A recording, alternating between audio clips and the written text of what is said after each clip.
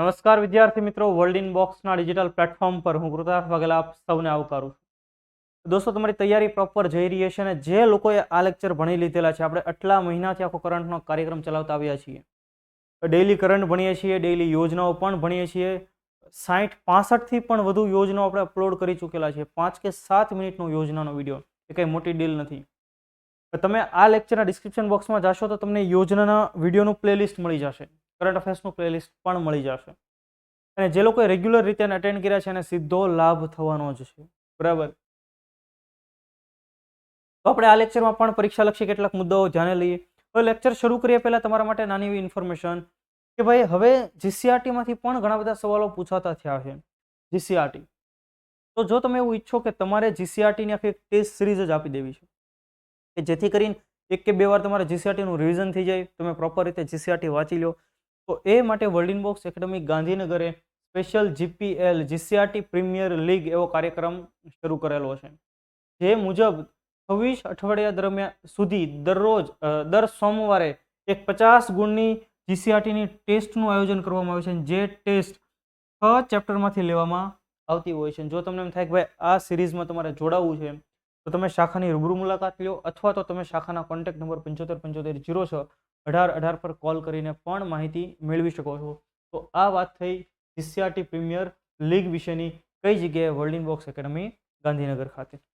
હવે આપણે જોઈએ આપણો સવાલ, જે મેં તમને લાસ્ટ સેશનમાં પૂછેલો, ખૂબ ઇમ્પોર્ટન્ટ સવાલ, કે working group on environment and climate સસ્ટેનેબિલિટીની બીજી બેઠક ક્યાં યોજાય? Working group on environment and climate sustainability, એની બીજી બેઠક ક્યાં યોજાઈ હતી? તો એની બીજી બેઠક યોજાઈ ગુજરાતની રાજધાની, ગુજરાતના પાટનગર ગાંધીનગરની અંદર. તો ખાસ આપણે જોઈએ એ યોજાઈ ગાંધીનગરમાં. સવાલ કઈ રીતે આને યાદ રખાય? તો અહીંયા સરસ મજાનો આપણે ગુજરાતનો નકશો જાણીએ છીએ, દોરી નખાય. અહીંયા આપણું ગાંધીનગર છે, આપણને ખબર છે. અહીંયા સ્ટાર કરી નાખીએ એટલે ગાંધીનગર, અને પછી અહીંયા આવી રીતે એરો, એટલે આપણને ખબર પડી જાય કે એન્વાયરમેન્ટ એન્ડ ક્લાઇમેટ સસ્ટેનેબિલિટીની બેઠક ક્યાં? ગાંધીનગરમાં. આનાથી શું થશે? મેપ તમને યાદ આવી જશે, અને ઘણી બધી બેઠકો G20ના ભાગરૂપે યોજાય છે. તો સૌથી મોટું કન્ફ્યુઝન એ થશે ક્યાં કઈ બેઠક યોજાણી. ઓકે, તો એ મુદ્દો, ઓપ્શન એ આપણો જવાબ. હવે આપણે જોઈએ બ્રિક્સ બેંકના નવા પ્રમુખ તરીકે ડિલ્મા રૂસેફની નિયુક્તિ. ડિલ્મા રૂસેફ, જેને બ્રિક્સ બેંકના વડા બનાવવામાં આવ્યા છે. યાદ રાખો, બ્રિક્સ એટલે શું? તો કે 5 દેશોનું બનેલું એક સંગઠન, જેને આપણે બ્રાઝિલ, રશિયા, ઇન્ડિયા, ચાઇના અને સાઉથ આફ્રિકા તરીકે ઓળખીએ છીએ. આ 5 દેશો એટલે બ્રિક્સ દેશો.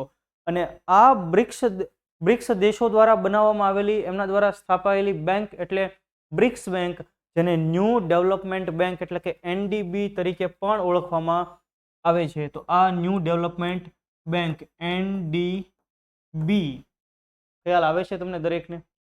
તો જો આપણે હવે ડિટેલમાં જોઈએ, તમને ખ્યાલ આવી જશે કે આપણે કઈ બેંક વિશે વાત કરીએ છીએ. એ તમને હવે સમજાઈ ગયું. હવે આખો મુદ્દો સરળતાથી તમને સમજાઈ જશે.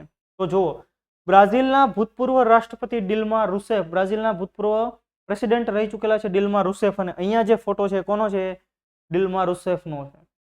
2011થી 2016 સુધી તેઓ પ્રેસિડેન્ટ તરીકે રહેલા. 2 ટર્મ માટે બ્રાઝિલના પ્રેસિડેન્ટ. સારા એવા ઇકોનોમિસ્ટ છે, અને એમણે એમના કાર્યકાળ દરમિયાન 2011થી 2016 દરમિયાન ખાસ બ્રાઝિલમાં ગરીબી ઘટાડવા માટે, પોવર્ટી માટે થઈને, એજ્યુકેશન માટે અને ખાસ હેલ્થ માટે કામ કરેલું છે. એટલે આ ફિલ્ડનો ખૂબ બહોળો અનુભવ હોવાથી બ્રિક્સ બેંકના વડા તરીકે એમની નિયુક્તિ કરવામાં આવેલી છે. ન્યૂ ડેવલપમેન્ટ બેંકના નવા પ્રમુખ તરીકે એમની નિયુક્તિ, અને તેઓ માર્ક્સ ટ્રોયઝોનના અનુગામી બન્યા છે. એના બદલે હવે તેઓ કાર્યરત રહેશે બ્રિક્સ બેંક અથવા તો ન્યૂ ડેવલપમેન્ટ બેંકના પ્રેસિડેન્ટ તરીકે. હવે આપણે જોઈએ ન્યૂ ડેવલપમેન્ટ બેંક વિશે. ન્યૂ ડેવલપમેન્ટ બેંક મતલબ બ્રિક્સ બેંક વિશે. કયા કયા દેશો? તો કે બ્રાઝિલ, રશિયા, ઇન્ડિયા, ચાઇના અને સાઉથ આફ્રિકા. આ ટોટલ 5 દેશો દ્વારા સ્થપાયેલી બેંક એટલે ન્યૂ ડેવલપમેન્ટ બેંક. જેનું હેડક્વાર્ટર ક્યાં આવેલું છે? ચીનના શાંઘાઈની અંદર આવેલું છે. ખાસ આપણે યાદ રાખીએ, ચીનના શાંઘાઈ શહેરમાં બ્રિક્સ બેંક અથવા તો ન્યૂ ડેવલપમેન્ટ બેંકનું હેડક્વાર્ટર. યાદ રહેશે તમને દરેકને. હવે આપણે જોઈએ તે ઉભરતી અર્થવ્યવસ્થાઓમાં ઇન્ફ્રાસ્ટ્રક્ચર અને ટકાઉ વિકાસ પ્રોજેક્ટ માટે સંસાધનો એકત્રિત કરવાના ઉદ્દેશ્ય સાથે બનાવવામાં આવી હતી. શા માટે આ 5 દેશોએ આ પ્રકારની બેંકની સ્થાપના કરી? તો કે ભાઈ, 5 દેશોની અંદર ઇન્ફ્રાસ્ટ્રક્ચર ડેવલપ કરવું. ઇન્ફ્રાસ્ટ્રક્ચર એટલે આંતરમાળખું જેને આપણે કહીએ, અને એ પણ કેવું સસ્ટેનેબલ ડેવલપમેન્ટ વાળું, બરાબર, સતત વિકાસ વાળું આંતર. તો ઇન્ફ્રાસ્ટ્રક્ચર પ્રોજેક્ટ માટે થઈને આ પાંચેય દેશોની અંદર ઇન્ફ્રાસ્ટ્રક્ચર પ્રોજેક્ટ માટે થઈને ખાસ આ ન્યૂ ડેવલપમેન્ટ બેંકની રચના કરવામાં આવેલી છે વર્ષ 2014ની અંદર. તો અહીંયા જો સ્થાપના 2014 યાદ રહી છે. એની રિજનલ ઓફિસ પણ આવેલી છે, એમાંથી પણ આપણને સવાલ પૂછાય. તો જો રિજનલ ઓફિસ ક્યાં ક્યાં આવેલી છે? જોહાનિસબર્ગ, દક્ષિણ આફ્રિકા, સાઓ પોલો અને બ્રાઝિલ. તો આટલી જગ્યાએ એની ખાસ રિજનલ ઓફિસ પણ આવેલી છે. આપણે જોઈએ દક્ષિણ આફ્રિકાના જોહાનિસબર્ગની અંદર અને બ્રાઝિલના સાઓ પોલોની અંદર એની રિજનલ ઓફિસ. ત્યાર પછી અધિકૃત મૂડી, આ સવાલ પૂછાય તો કે હા પૂછાય, તમને જીપીએસસી ક્લાસ 1 2 કે યુપીએસસી ની અંદર વિધાન તરીકે પૂછી લઈ. શું પૂછાય કે અધિકૃત મૂડી $100 બિલિયન છે, જેમાં દરેક સ્થાપક સભ્ય $10 બિલિયન નું યોગદાન આપી રહ્યા છે, બરાબર. ટોટલ એનું કેટલી મૂડી છે? $100 બિલિયન, જ્યારે સ્થાપક સભ્ય દેશો $10 બિલિયન નું એમાં યોગદાન આપેલું છે. તેનો મુખ્ય ફોકસ ઉર્જા, વાહન વ્યવહાર અને પાણી પુરવઠા સહિત ઇન્ફ્રાસ્ટ્રક્ચર પ્રોજેક્ટને ધિરાણ આપવા પર રહેલું છે. તો પાણી પુરવઠા, ત્યાર પછી વાહન વ્યવહાર, એનર્જી, એ પ્રકારના પ્રોજેક્ટ માટે જે પણ ફંડ, એ પ્રકારના પ્રોજેક્ટના માટે જે ઇન્ફ્રાસ્ટ્રક્ચર બનાવવું પડે એ માટે ફંડ આપવા માટે ખાસ આ બેંક મદદ કરતી હોય છે. બ્રિક્સ બેંક પૈસા આપતી હોય છે, ન્યૂ ડેવલપમેન્ટ બેંક નાણાં ધીરતી હોય છે. કયા પ્રિન્સિપલ ઉપર કામ કરે? તો કે કો ownership, governance and shared benefit. કો ઓનરશિપ એટલે શું? 2-3 લોકો માલિક હોય, સહમાલિકી. ત્યાર પછી ગવર્નન્સ એટલે શાસન, અને શેર્ડ બેનિફિટ એટલે કે લાભોની પણ વહેંચણી કરવી. આ સિદ્ધાંત પર બ્રિક્સ બેંક કામ કરે છે, જેનો અર્થ કે સભ્ય દેશો સમાન પ્રતિનિધિત્વ અને નિર્ણય લેવાની શક્તિ ધરાવે છે. આમાં એવું નથી કેમ વર્લ્ડ બેંકની અંદર કોનું વધારે ચાલે? અમેરિકાનું ચાલે, એનું સૌથી વધારે ચાલે. આ બેંકમાં એવું નથી ભાઈ, બરાબર. જેટલા પણ દેશો છે બધાનું સમાન પ્રતિનિધિત્વ છે.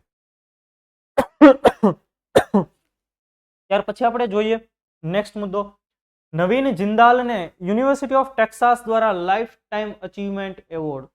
નવીન જિંદાલ કે જે ભારતના એક મોટા ઉદ્યોગપતિ છે, જિંદાલ સ્ટીલ એન્ડ પાવરના ચેરમેન છે, જેઓ ટેક્સાસ યુનિવર્સિટીના એલ્યુમિની રહેલા છે.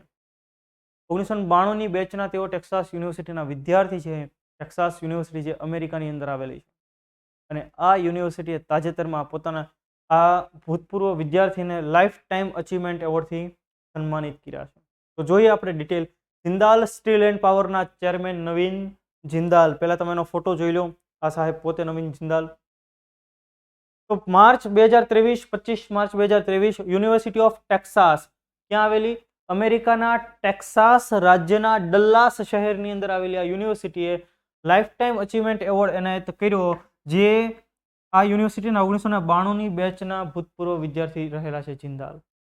તો લાઈફ ટાઈમ અચીવમેન્ટ હંમેશા યાદ રાખો, જ્યારે પણ મળે કોઈ પણ વ્યક્તિને કોઈ પણ ફિલ્ડમાં, તો જે તે ફિલ્ડ માટે ઘણું બહોળા પ્રમાણમાં કામ કર્યું છે ત્યારે લાઈફ ટાઈમ અચીવમેન્ટ એવોર્ડ એમને એનાયત થતો હોય છે, બરાબર.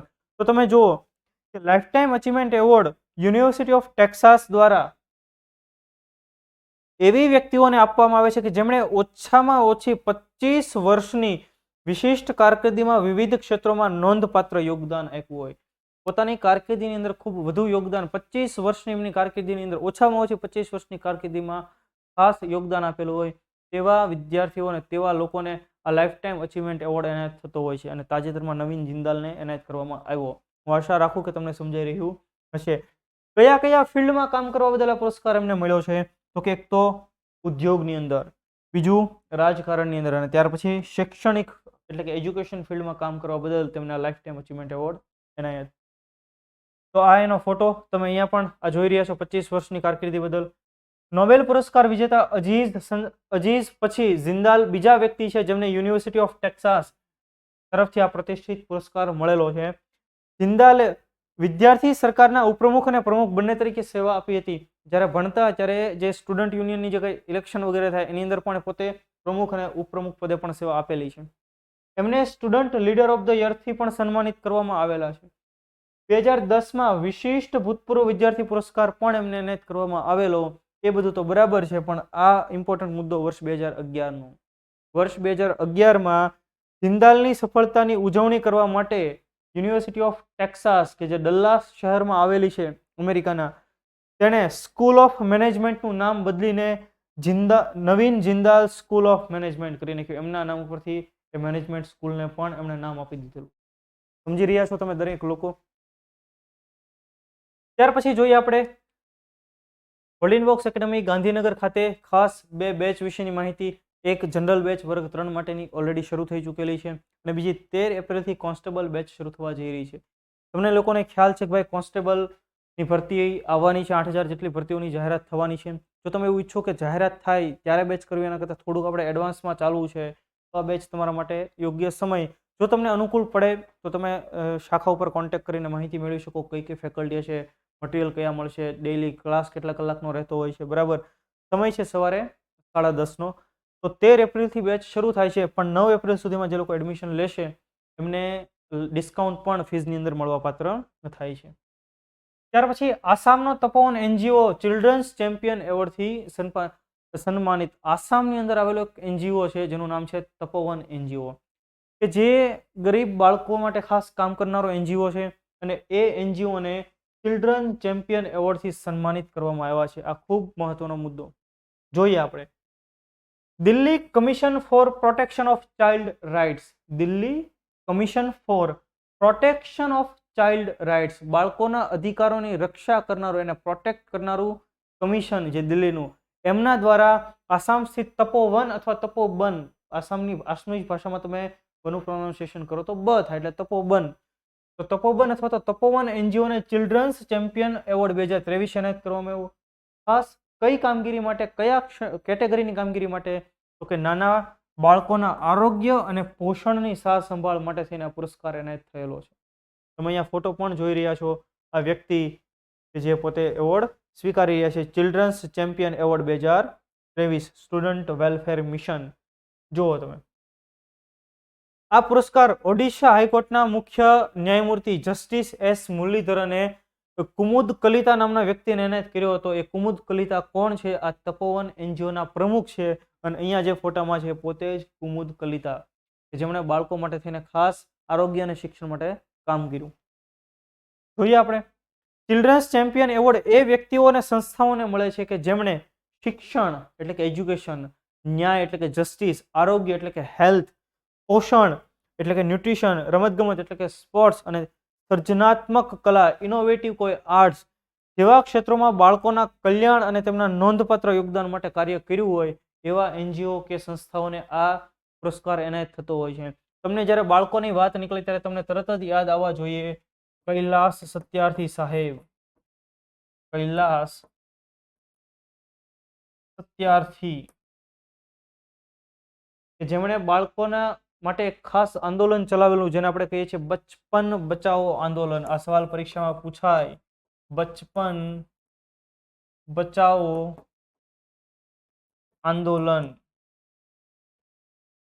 અને આ કાર્ય બદલ કૈલાસ સત્યાર્થી સાહેબને વર્ષ 2014ની અંદર શાંતિનો નોબેલ પુરસ્કાર પણ એનાયત કરવામાં આવેલો છે.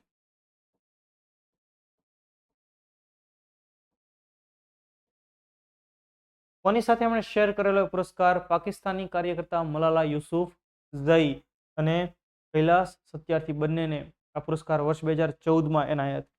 ઓકે, હવે આપણે જોઈએ તપોવન વિશે, જેની સ્થાપના 2005માં કરવામાં આવેલી. આસામમાં સ્થિત એક એનજીઓ છે, એક પ્રકારની શાળા છે કે જે 18 વિકલાંગ અને અનાથ બાળકો માટે એક પ્રકારનું એનું કેર કરે છે, એના માટે આખું એક વ્યવસ્થા ચલાવે છે અને અત્યાર સુધીમાં 700 થી વધુ બાળકોને મદદ કરી ચૂકેલું છે. કુમુદ કલિતાને મળેલા અન્ય પુરસ્કાર, આ જે વ્યક્તિ છે કુમુદ કલિતા સાહેબ, એમને મળેલા અન્ય પુરસ્કાર 2011માં મુખ્યમંત્રીનો શ્રેષ્ઠ સામુદાયિક કાર્ય પુરસ્કાર અને 2021માં રાજ્ય શિક્ષક પુરસ્કારથી પણ એમને સન્માનિત કરવામાં આવ્યા હતા. ત્યાર પછી આપણે જોઈએ તંજાનિયામાં જોવા મળેલો એક જીવલેણ વાયરસ જેનું નામ છે માર્બર્ગ વાયરસ. બરાબર, જો અહીંયા તમે જોઈ રહ્યા છો માર્બર્ગ વાયરસ ડિસીઝ. બરાબર, તો જોઈએ આપણે પહેલા તો તંજાનિયા ક્યાં છે એ મેપમાં જોઈ લઈએ. તો અહીંયા તમે જોઈ રહ્યા છો આ છે આફ્રિકા ખંડ. આ સાઈડ તમે આવો તો અહીંયા તમને દુબઈ દેખાય ને અહીંયા આપણું ભારત હોય. બરાબર, તો અહીંયા આ જે દેશ તમને દેખાય છે એ છે તંજાનિયા અને એની સરહદે આવેલું એક સરોવર એટલે લેક વિક્ટોરિયા. લેક વિક્ટોરિયા પણ પરીક્ષામાં પૂછાય એવો મુદ્દો છે. બરાબર, તો આ તંઝાનિયાની અંદર જોવા મળેલો વાયરસનો જીવલેણ વાયરસ એટલે મારબર્ગ વાયરસ. જોઈએ આપણે એના વિશે. WHO વર્લ્ડ હેલ્થ ઓર્ગેનાઇઝેશન, વિશ્વની સાર સંભાળ રાખનારું એક સંગઠન WHO, એમણે કીધું કે દેશમાં કોન્ટેક્ટ ટ્રેસિંગ દ્વારા લગભગ 161 લોકોને આ માર્બર્ગ વાયરસ રોગ થયો હોય એવા કેસીસ મળેલા છે. 161 લોકોની અંદર એવા લક્ષણો જોવા મળેલા છે. અને સરકારે આ વિસ્તારની અંદર ખાસ ઇમરજન્સી વગેરે જેવી ટીમ પણ મોકલી દીધી છે, કેમ કે આ રોગની કોઈ એવી ખાસ દવા છે નહીં. એક પ્રકારે તમે જુઓ, સામાન્ય રીતે આપણે કેમ કોરોના જોયો આપણે કે શ્વસન તંત્ર સંબંધિત રોગ હતો, એમાં બ્લડ સંબંધિત ખાસ રોગ છે. જોઈએ આપણે માર્બર્ગ વાયરસ રોગ શું છે કે અત્યંત ચેપી વાયરલ રોગ છે જે હેમરેજેનિક તાવ તરફ દોડી જાય છે. હેમરેજેનિક એટલે કે ભાઈ ખાસ કરીને હેમરેજ એનાથી જે થતું હોય એ પ્રકારના લક્ષણો ખાસ જોવા મળતા હોય છે. અને વ્યક્તિનું જો આ રોગ થાય તો 88% કેસમાં એવું બને કે વ્યક્તિનું મૃત્યુ થઈ જાય. તો જોઈએ આપણે મૃત્યુદર 88%. માર્બર્ગ ઇબોલા જેટલો જ ઘાતક છે અને આ રોગની સારવાર અને અટકાવવા માટે હજુ સુધી કોઈ યોગ્ય દવા કે રસી શોધાઈ નથી. Kenya, Congo, Angola, south Africa અને યુગાન્ડા કે જે બધાય આફ્રિકાના દેશો છે, તો આ દેશોમાં આ રોગનો ફેલાવો નોંધપાત્ર આપણને જોવા મળેલો છે. આપણે જોઈએ એના લક્ષણો, ખૂબ તાવ આવે, આપણને પણ ખૂબ આમ માથું દુખતું હોય, તાવ આવે તો આપણને એવું ધારી ન લેવું ભાઈ, તો આપણને એક્ઝામનું થોડુંક સ્ટ્રેસ હોય એટલે એવું થાય. ગંભીર માથાનો દુખાવો, સ્નાયુઓમાં દુખાવો, પેટમાં દુખાવો અને ખેંચાણ, તે પછી ત્રીજા દિવસે ઉબકા ઉલટી પણ સામાન્ય રીતે જોવા મળે છે આ રોગનો ચેપ લાગ્યા બાદ. તો તમને સવાલ પૂછાય કે તાજેતરમાં માર્બર્ગ નામનો જીવલેણ વાયરસ કયા દેશમાં મુખ્યત્વે જોવા મળ્યો હતો? તાંઝાનિયામાં. બીજો સવાલ એવો પૂછે તાજેતરમાં ચર્ચામાં રહેલ મારબર્ગ શું છે? યુપીએસસીમાં આવો સવાલ પૂછી લે, બરાબર, કે તાજેતરમાં ચર્ચામાં ન્યૂઝમાં જોવા મળેલ મારબર્ગ શું છે? તો કે એક પ્રકારનો વાયરસ. ખ્યાલ આવી રહ્યો છે? ત્યાર પછી ironman Krishna Prakash gateway of ઇન્ડિયાથી એલિફન્ટાની ગુફાઓ સુધી તરનાર પહેલા વ્યક્તિ. આયરમેન કૃષ્ણ પ્રકાશ કે જે એક આઈપીએસ અધિકારી છે અને જેનો પહેલા આપણે ફોટો જોઈ લઈએ, અહીંયા તમે જોઈ રહ્યા છો કૃષ્ણ પ્રકાશ આઈપીએસ. એમણે ગેટવે ઓફ ઇન્ડિયાથી એલિફન્ટાની ગુફાઓ સુધીનું અંતર તરીને પસાર કર્યું હતું. 5 કલાકથી પણ વધારે સમય તેઓ તર્યા અને આખું અંતર પસાર કર્યું. અને આ રીતે તરીને પહોંચનાર તેઓ પહેલા વ્યક્તિ બન્યા છે. જોઈએ આપણે કે પોતે અત્યારે કયા પદ ઉપર કાર્યરત છે, તો કે મુંબઈની અંદર વીઆઈપી સુરક્ષા વિભાગમાં પોલીસ મહાનિરીક્ષક તરીકે કાર્યરત છે આઈપીએસ પ્રકાશ. એમણે 27 માર્ચના રોજ ડ્રાઉનિંગ પ્રિવેન્શન અવેરનેસ એટલે કે સાહસિક દરિયાઈ સ્વિમિંગ અભિયાનના ભાગરૂપે એમણે આ સાહસ કર્યું હતું અને ગેટવે ઓફ ઇન્ડિયાથી જંપલાવ્યું અને એલિફન્ટાની ગુફાઓ સુધી તે તરીને ગયા હતા. ગેટવે ઓફ ઇન્ડિયા દક્ષિણ મુંબઈમાં છત્રપતિ શિવાજી માર્ગ પર આવેલ ત્યાંથી એલિફન્ટાની ગુફાઓ, મુંબઈ હાર્બરમાં આવેલી એલિફન્ટાની ગુફાઓ, ત્યાં સુધી સ્વિમિંગ કરીને પહોંચનારા પહેલા વ્યક્તિ. આ ખાસ મુદ્દો પૂછાય પરીક્ષાની અંદર. 5 કલાક અને 26 મિનિટમાં 16.2 કિલોમીટરનું અંતર એમણે કાપ્યું. 5 કલાક અને 26 મિનિટની અંદર 16 કિલોમીટર તર્યા હતા, એટલે આ ખૂબ મોટી સિદ્ધિ ગણી શકાય ભાઈ, બરાબર છે. ગેટવે ઓફ ઇન્ડિયા તમે જાણતા હશો. ગેટવે ઓફ ઇન્ડિયા તો બોમ્બે કદાચ ગયા હોય, તમે જોયો પણ હોય, બરાબર. ઇન્ડિયા ગેટ નવી દિલ્હીમાં છે. આ છે ગેટવે ઓફ ઇન્ડિયા. વર્ષ 1911 ની અંદર જ્યોર્જ પંચમ બ્રિટિશ પ્રિન્સ, બરાબર, ભારત આવે છે. રાજા જ્યોર્જ પંચમ અથવા જ્યોર્જ પાંચમા 1911માં ભારત આવ્યા અને બંગાળના ભાગલા રદ કર્યા, બરાબર, કે જે લોર્ડ કર્ઝને બંગાળના ભાગલા પાડેલા એ બંગાળના ભાગલા કોણે રદ કર્યા? આ જ્યોર્જ પાંચમા જ્યારે 1911માં ભારત આવ્યા ત્યારે. તમારે આખું મોડર્ન ઇન્ડિયન હિસ્ટ્રી ભણવું હોય તો તમે માય ક્લાસ એપ્લિકેશનમાં ચોક્કસ ભણી શકો, બરાબર. તો એ અને રાણી મેરીની મુલાકાતની બાદ આખું ડિઝાઇન કરવામાં આવેલું વર્ષ 1924 એની ડિઝાઇન એ તૈયાર થઈ જાય છે. દક્ષિણ મુંબઈના એપોલો બંદર વિસ્તારમાં અરબી સમુદ્રની નજીક, અરબી સમુદ્ર પર એની નજીક ત્યાં આવેલું છે. ભારતના મુખ્ય એટલે કે ગેટવે ઓફ ઇન્ડિયા ભારતના મુખ્ય બંદરોને ચિહ્નિત કરે છે અને ભારતમાં પ્રથમ વખત મુલાકાતીઓ માટે ખૂબ મહત્વનું સેન્ટર પણ છે. ઘણા બધા મુલાકાતીઓ જતા હોય છે અને એમાં આપણે બોમ્બેમાં નથી રહેતા, એની સિવાયના કોઈ લોકો છે એટલે પહેલા સ્ટેટસમાં ફોટો મૂકે ભાઈ, હા ભાઈ ગેટવે ઓફ ઇન્ડિયા અમે ગયા છીએ એમ દેખાડવા માટે થઈને, બરાબર.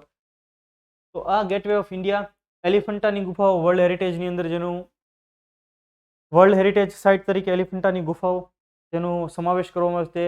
પથ્થરમાંથી કોતરાયેલી ગુફાઓ છે ખાસ, અને એ ખાસ ધારાપુરી ટાપુ પર આવેલી એટલે એને ધારાપુરીની ગુફા તરીકે પણ ઓળખવામાં આવે છે. અને આપણી જીસીઆરટીમાં ધારાપુરી શબ્દનો પણ ઉલ્લેખ થયેલો છે. તો જો યુનેસ્કોની વર્લ્ડ હેરિટેજ સાઇટ એલિફન્ટાની ગુફાઓ રોક કટ આર્ટ અને આર્કિટેક્ચરનો નમૂનો છે, એટલે કે પથ્થરોને કોતરીને બનાવવામાં આવેલી ગુફાઓ. આ ગુફાઓ એલિફન્ટા અથવા ધારાપુરી ટાપુ પર સ્થિત છે, જે મુંબઈ શહેરથી 11 કિમીના અંતરે આવેલી છે. તો અહીંયા સુધી તે પોતે આઈપીએસ પ્રશ્ન પ્રકાશ તરીને પહોંચી ગયા હતા ભાઈ. યાદ રહેશે દરેકને. ત્યાર પછી આપણે જોઈએ કઈ સંસ્થાના સંશોધકોએ દૂધમાં ભેળસેળ શોધવા માટે પોકેટ ફ્રેન્ડલી ડિવાઇસ વિકસાવ્યું. કઈ સંસ્થાના સંશોધકોએ આ પ્રકારનું ડિવાઇસ વિકસાવ્યું? તો તમે જુઓ IIT Delhi, IIT Madras, IIT Bombay કે આઈએસએ બેંગ્લોર. તો તમારે ખાસ કમેન્ટ બોક્સની અંદર કમેન્ટ કરવાનું છે કે ભાઈ આ પ્રશ્નનો જવાબ શું થાય. મેં તમને લાસ્ટ સેશનની અંદર આ ભણાવી દીધેલું છે. તો આ હતો આપણો કરંટ અફેર્સનો લેક્ચર. હું એવી આશા રાખું કે તમને ખૂબ પસંદ પડ્યો હશે.